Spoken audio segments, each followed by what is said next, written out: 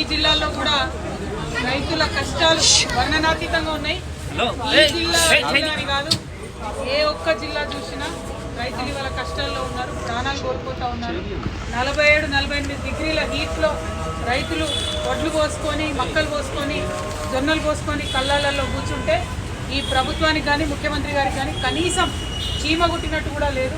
అక్కడ ఒక టెంట్ వేయడం కానీ, ఒక టార్పల్లిని వేయడం కానీ, నీళ్ళు ఇవ్వడం కానీ, మానవత దృక్పథం లోపించినటువంటి కర్కోటక ప్రభుత్వం ఈ ప్రభుత్వం. అందుకోసమే ఇవాళ నిరసనగా వడ్లు తీసుకొచ్చి సెక్రటేరియట్ ముందట పోసి తెలంగాణ రక్షణ సేన నుండి మరి మేమందరం కూడా నిరసన తెలియజేయడం జరిగింది. ఇది మా కోసం కాదు, ఇది రైతుల కోసం. రేపటి నాడు కూడా రైతుల పట్ల ఈ ప్రభుత్వం స్పందించకపోతే నిరసన ఇవాళ సెక్రటేరియట్ దగ్గర జరిగింది, రేపటి నుంచి అన్ని జిల్లా కేంద్రాలు అన్ని చోట్ల జరుగుతుందని కూడా ఈ సందర్భంగా తెలియజేస్తూ ఉన్నాం. మేము ప్రభుత్వానికి కోరేది ఒకటే, 2.5 సంవత్సరాల నుంచి కనీసం వ్యవసాయ శాఖను ఈ ముఖ్యమంత్రి గారు రివ్యూ చేయలేదు. ఇది చాలా అన్యాయం, దారుణం. వెంటనే తక్షణమే వ్యవసాయ శాఖను రివ్యూ చేయాలి.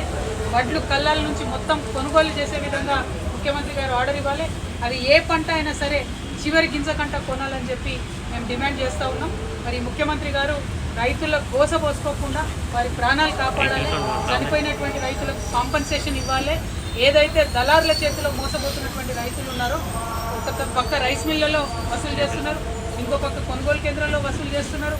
అన్ని ఈ మోసాలను అరికట్టాల్సిందిగా డిమాండ్ చేస్తూ ఉన్నాం. రైతుల పక్షాన నిలబడి మేమందరం కూడా పోరాటం చేస్తామని తెలియజేస్తున్నాం. జై తెలంగాణ.